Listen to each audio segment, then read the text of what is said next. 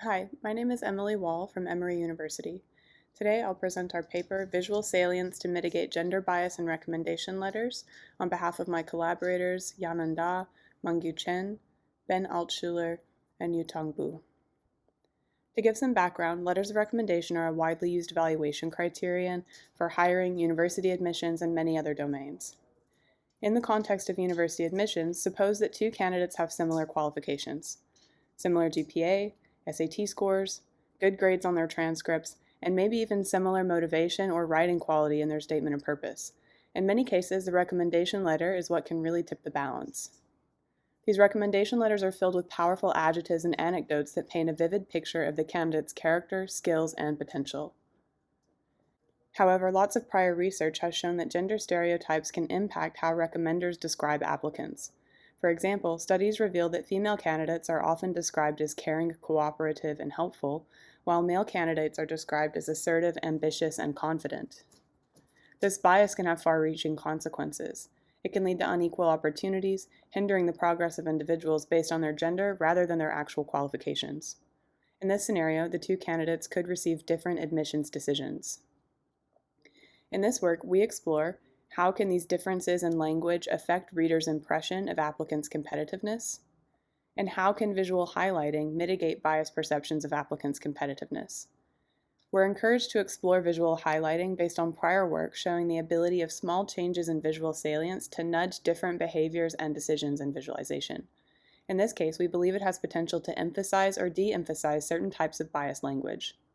So we conducted a crowdsourced study to answer these questions, where participants read letters of recommendation and rated the competitiveness of applicants according to those letters. Before I dive into the study design, I want to introduce the data that we used. Based on prior work, we developed a dictionary of gendered language and refined the dictionary through pilot studies. Here are just a few examples.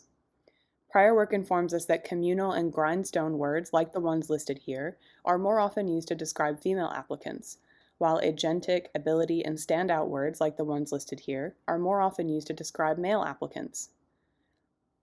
Based on the dictionary, we used ChatGPT to generate 4 different letters with comparable quality.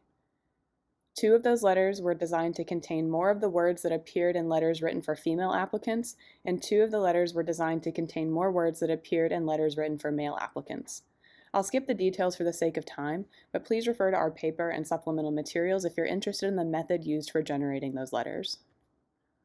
And for each of those letters, we showed it in plain text in a control condition, or with one of 3 different visual highlighting modes, where we highlighted the words in the letter that were most commonly used to describe female applicants from our dictionary, or the words that were most commonly used to describe male applicants, or both.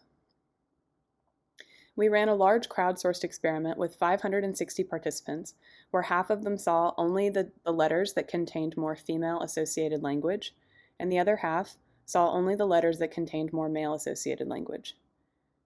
And each participant experienced one of the 4 different visual highlighting modes, for a total of 8 between subjects conditions. Participants would read one letter and rate its competitiveness on a scale of 1 to 7, then read a second letter and do the same. As they read the 2 letters, the first one would always appear with no highlighting, the control condition, and the second one used one of the 4 different highlighting modes. We hypothesized that letters that contain more of the words that commonly appear in letters written for women would be rated as less competitive than their male counterparts. We also thought that the intervention that involves highlighting those female-associated words would also influence readers to give even lower ratings of competitiveness, while highlighting the male-associated words would lead to the highest competitiveness ratings. We did some additional analysis based on implicit association tests, which appear in the paper, but I won't discuss those results in this talk for the sake of time. We found support for our first hypothesis. Each of the 4 ChatGPT-generated letters are shown. The first 2 rows are the letters that were written as if they were for female applicants, and the second 2 letters are those that were written on behalf of male applicants. The competitiveness rating is shown on the x-axis from 1 to 7.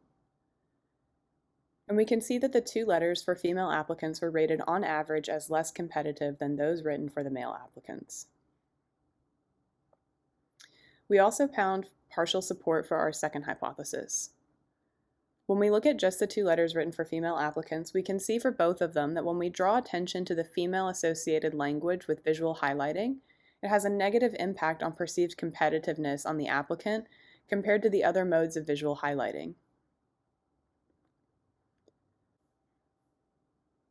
To summarize, previous work showed that gender bias can influence how recommenders describe female versus male applicants.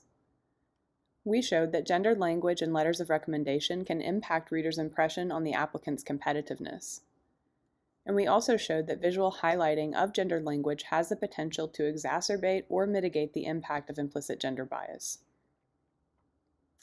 One limitation of this work is that we simplified gendered language to a binary. In future work, we want to explore how to generalize these findings to account for gender as a non-binary construct. We also want to examine how effective visual salience can be as a method for mitigating the effects of racial bias in admissions, a topic that has become particularly relevant since the recent Supreme Court decision on affirmative action.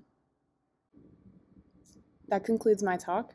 Please refer to the paper for additional details, and feel free to reach out if you have any questions about our work.